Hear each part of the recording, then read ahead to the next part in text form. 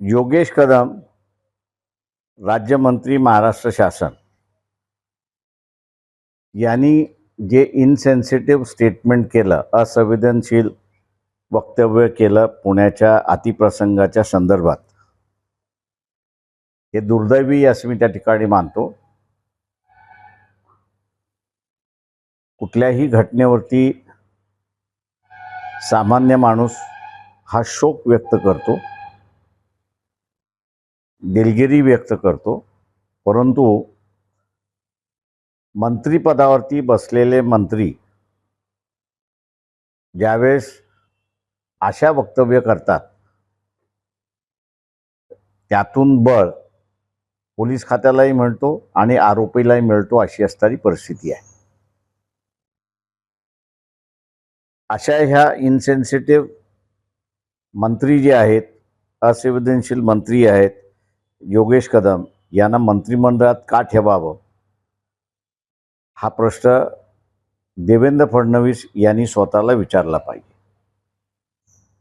राज्य शासन हे लोकांना दिलासा आणि त्याच्याचबरोबर सुरक्षितता देणार आहे.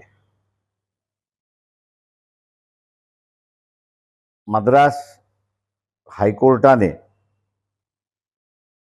बाबरी मशीदची दंगल ज्यावेळेस झाली आणि त्याच्याचबरोबर असणाऱ्या सिखांची दंगल झाली, त्यावेळेस सामान्य माणसाला इजा झाली तर शासनाने नुकसान द्यावं असं त्याच्यामध्ये प्रावधान केलं होतं.